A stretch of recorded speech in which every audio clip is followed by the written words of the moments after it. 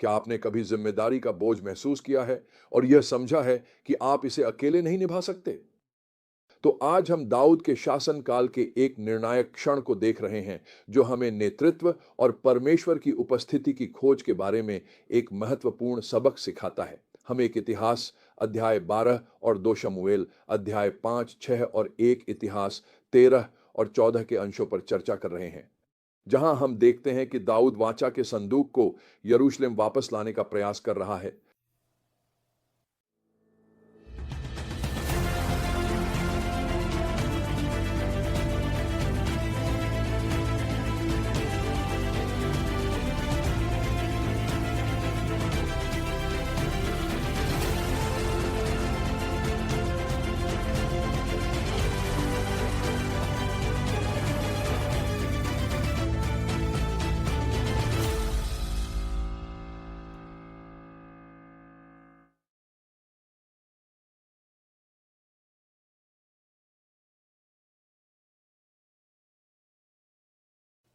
इन अंशों का मुख्य संदेश दाऊद की यह इच्छा है कि वह वाचा के संदूक को यरूशलेम लाए।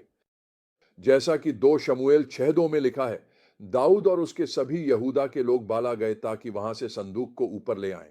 परमेश्वर का संदूक, जिसे उस नाम से पुकारा जाता है, सेनाओं के यहोवा के नाम से, जो करूबों के बीच सिंहासन पर विराजमान है।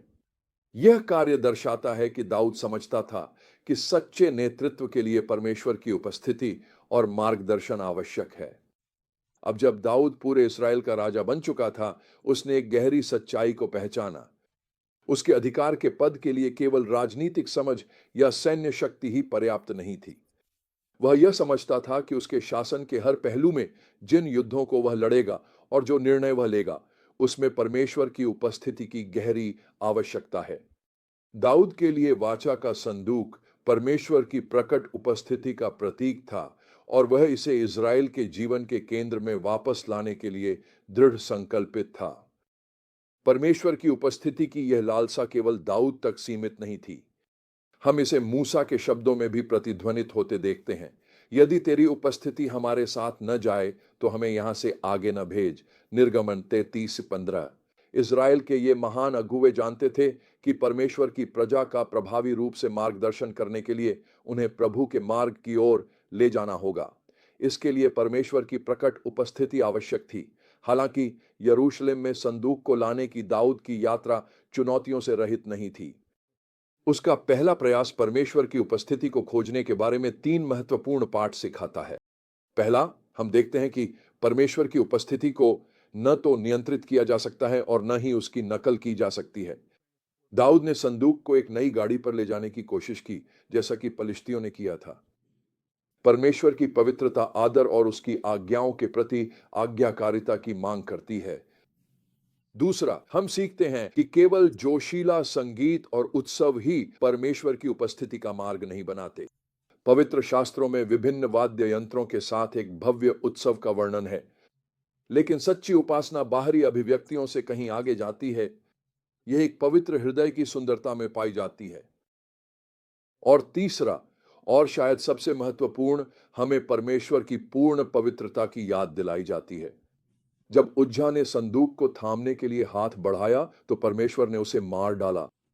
यह गंभीर घटना हमें सिखाती है कि परमेश्वर की उपस्थिति के निकट जाना आदर और उसकी आज्ञाओं के पालन की मांग करता है। इन सबकों ने दाऊद को आदर और आत्मचिंतन की स्थिति में ला दिया। उसने पूछा, प्रभु का संदूक मेरे पास कैसे आ सकता है?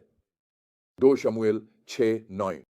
परमेश्वर की पवित्रता के सामने यह विनम्रता और विस्मय का क्षण दाऊद की नेतृत्व यात्रा में अत्यंत महत्वपूर्ण था।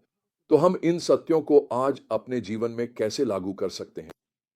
अपने जीवन में परमेश्वर की उपस्थिति को प्राथमिकता दें। नेतृत्व, दाऊद की तरह यह पहचाने कि आपको हर निर्णय और कार्य में परमेश्वर के मार्गदर्शन की आवश्यकता है। और दूसरा, परमेश्वर के पास आदर और विनम्रता के साथ जाएं। याद रखें कि उसकी उपस्थिति कोई ऐसी चीज नहीं है जिसे हम नियंत्रित या संचालित कर सकें।